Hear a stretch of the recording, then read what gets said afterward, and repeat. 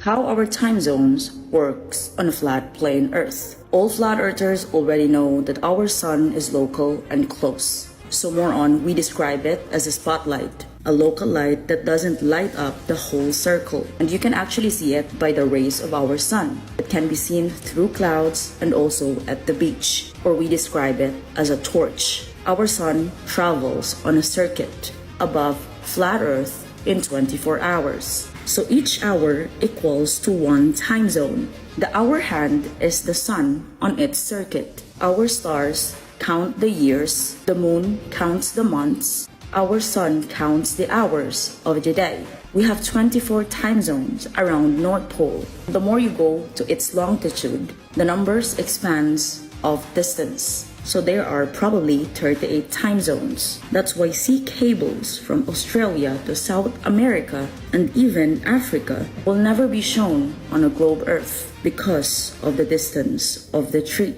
Wonder why is that? If you understand that the sun is local and small, rotating like a torch, and our Earth is stationary, time zones will eventually make sense to you, better on a flat plane surface. But if you think you are wobbling on a ball and the sun rotates too, time zones will be out of line and leave the south just waves of light and no time. The sundial obviously show you the time rotation by the position of the shadow that are exposed to our sun rays. If the sun is so huge and not local, why do we see sun rays like street lights? Isn't it concerning? This is also how our season works on a flat plane Earth. The equinox and its solstices. This is the spring sun rotation, the summer sun rotation, fall sun rotation, and the winter sun rotation. Again, the sun is local and small, not the other way around. You will never understand the time zone on a flat Earth if you don't have any idea what is flat Earth. Before even knowing time zones, start with what is flat Earth, because you cannot think of a main course if you all know is salad. A really big, far away, bright sun does not replicate this image. However, a local sun absolutely does. Win for flat Earth. Can you take a wild guess as to what happens if you take a hot air balloon, attach a camera to it, and send it up into the atmosphere? Zero curvature appears, as well as a local sun hotspot, showing that the sun is smaller local and over our flat plane, even though that's totally not true and a complete conspiracy theory. But can you tell me how we have day and night at the same time when we're out in the ocean? Similar to the yin and yang symbol? That's very odd, isn't it? And I know the moon is reflecting the sun's light, but just look how the sun is actually eating up the moon, almost as if the moon is a lesser light, and it's actually giving off its own light source, and the sun is also its own separate light source. Now I know that sounds crazy, but why is the yin and yang symbol so similar to how our sun and moon appear to move over our seemingly flat plane? Perhaps gravity distorts all of our five senses. I'm not a professional and I don't know what I'm talking about, so that could be the answer. And you know what's really crazy? Every ancient religion talked about the tree of life. And what's the tree of life? The tree of life is the magnetic center of an electromagnetic torus field. As in, that's what we live on, an electromagnetic torus field that gives all life to physical existence. We live in like a giant electrodome battery of the sort. And of course, I'm just joshing around. But man, did those ancient religions love that stuff. You know what I love? When the heliocentric model debunks the heliocentric model. Venus and Mercury orbit closer to the sun than we do, and nighttime is when our planet is facing that way. That means when it's nighttime, there's no chance of us seeing Venus at nighttime because we're facing this way and this planet's orbiting this way. However, I've personally seen Venus at nighttime, hours after the sun has set, and even space.com admits you can see Venus at midnight. Space.com, it says, now is the best time to observe the brightest planet in our sky, Venus. Look for this brightest planet in the night sky just after sunset and even up to until midnight in some parts. Now, that's impossible on the heliocentric model. So, thank you, space.com. I have compiled a bunch of space articles that I would like to go over with you guys. Now, this is going to require some critical thinking, logical thinking, and common sense, okay? I didn't make any of these up. These are all either from NASA, space agencies, or news outlets, okay? Oh, look, how cute. The sun has a smile. A bear. A bear's face. Really? Oh, the bear's face wasn't enough. Now we've got Mickey Mouse.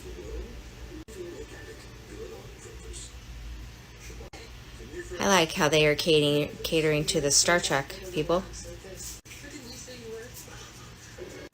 Oh, if Star Trek wasn't enough, now we have Darth Vader.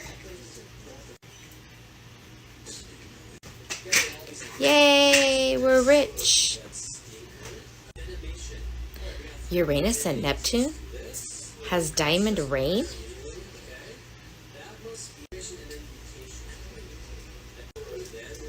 There's quite a few, so I'm going to just pause and let you guys read. Can you spot the question mark? Moon-shaped. Moons that are shaped like raviolis.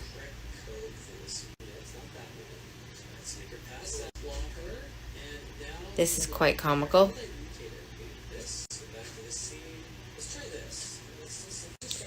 So we go from a smiley face to a gigantic hole in the sun. And now they're appealing to all the foodies out there and the alcoholics. Stardust weighs more than a group of elephants. Who believes this hogwash? Oh yes, I remember this a few years ago seeing that. This is a good one. Hey, at least they admit to photoshopping. Man, what was it? Neptune has diamonds, raining diamonds, and now Mercury also has diamonds? What? Oh, thank goodness. Now we know where the asteroid came from. They killed the dinosaurs. The dinosaurs that were never existing. But thank goodness we know now where that asteroid came from. Cotton candy planets they just found. And we have Pluto, the Disney character's side profile. And coincidentally, Pluto, the planet, was discovered the same year that the Disney character came out. I'm sure it's just a coincidence, though. And if you guys want to know the chain of where the education system came from, boop. Let me just get out of your way. There you go. I took a screenshot for you. But you can go look all of this up yourself. When it comes to stuff like that, they're literally making fun of anybody who believes in this space. They're making fun of you. All of you. Every day, they just have people that sit around and think of stories that they can push out there on the news that you guys will believe blindly. Kind of like the guy with the pepperoni picture. Yeah, that was embarrassing, wasn't it? I just decided to throw this one in here because it seems kind of appropriate, don't you think? And if they do come for me, I'll just block you. I used to engage with people like these guys in the background. I don't engage with them anymore because they're the ones who get your accounts shut down. So come for me, please. I will block you. I will not engage. So this company called Reflect Orbital is selling sunlight to people after the sun sets. Yeah, with these parabolic reflector satellites. I couldn't believe it, so I went to their website to see for myself. And sure enough, they're selling sunlight to people across the earth that don't have the sun. The sun has already went far away and set. So they got these satellites lined up. They grab the sunlight, passing it to each other. And giving you a beam of sunlight in a certain area. Now, those of you who know me know that I think satellites are up there by electromagnetic orbit. Yeah, order sunlight. Click explore sunlight, and then you can pick a place in the United States where you want that beam of sunlight to go, and it casts sunlight in your area after the sun long set. And look at the dates here when this closes or whatever. So if this technology is around, you mean you could bring the sun back where it is already set? And if this technology is controlled just right, are you telling me that you could make it look like there was a 24-hour sun somewhere where maybe there isn't one? Just speculating. Hey, Matt. Hey, how you doing? What's going on? Hey, good. How are you? Pretty good. Tell me about your project. Yeah, it's pretty simple. We're just flying a flat earther and a globe earther to Antarctica to see whether or not there's a 24-hour sun. And so, what does it prove? Well, if there's a 24-hour sun, we live on a globe. If there's not, we live on a flat earth. I just find it strange because, like in 2000, I think it was in 2016, I was like making fun of the fact that there was like no time lapse of the midnight sun in the South Pole, and I was kind of like really raking it over the coals over and over again, laughing and laughing. And then finally one was produced on camera, and it went through forensic, Adobe and Adobe Photoshop and Adobe Premiere, and it was After Effects. It was like a solar spot with just like After Effects, and so that was it. And I found that was strange, and then it kind of went away.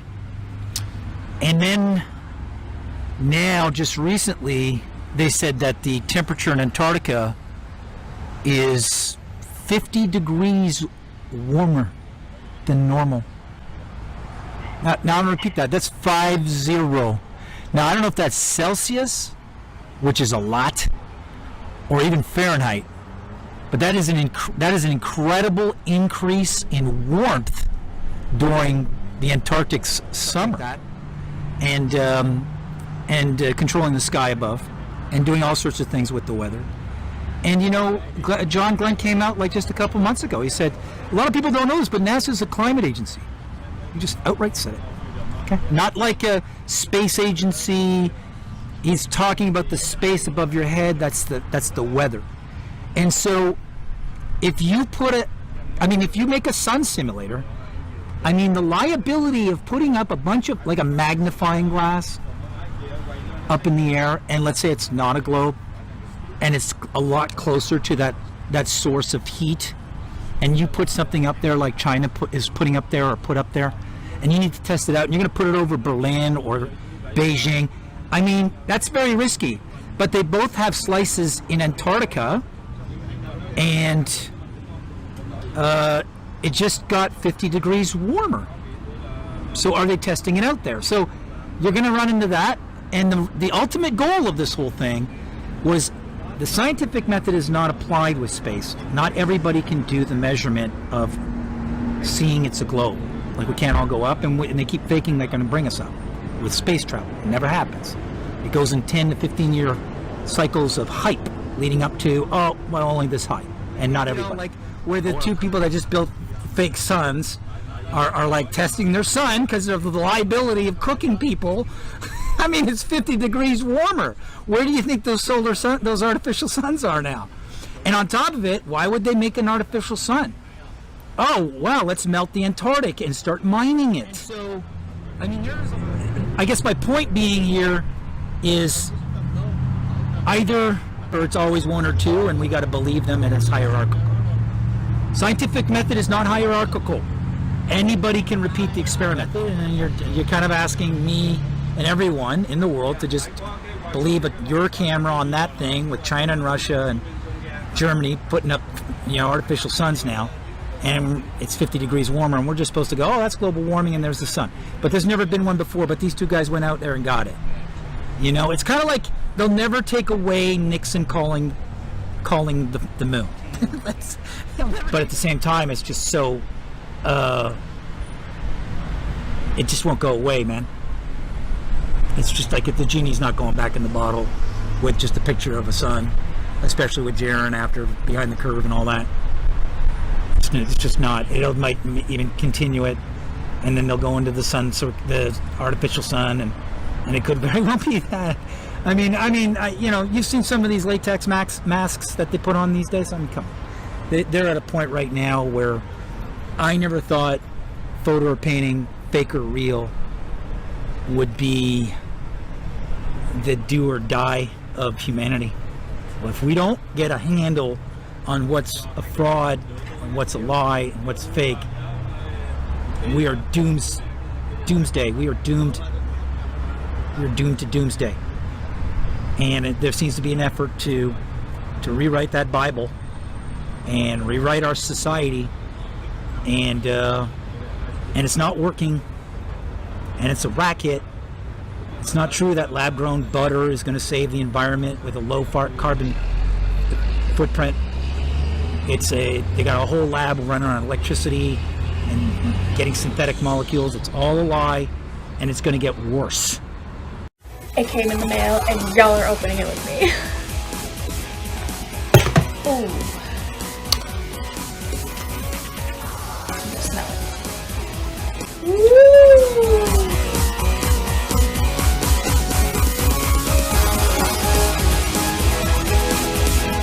Here we go. The Flat Earth map dates back over 1,000 years. This map is credited to being created by a Persian astronomer. His name was Al-Biruni, and he lived between 973 AD to 1048 AD. It's the official map of the United Nations and also the United States Geological Survey. It used to be present in many places before the creation of NASA and the Antarctic Treaty in 1959. Here you see it with Admiral Byrd. This map has been restored by Dmitry from Russia with suggestions of mine, Heliocentrism. Known by my YouTube channel Flat Earth Banjo, I asked Dmitry to include the Bermuda Triangle and Point Nemo, a place deep in the Pacific where NASA buries rockets. Then Robert Tozzi, a professional mapmaker, came along and enhanced the map even more. There are many people now selling this map online, but if you could order it from my online store, I would greatly appreciate it. Visit my online store now and order one of the items. I humbly thank you.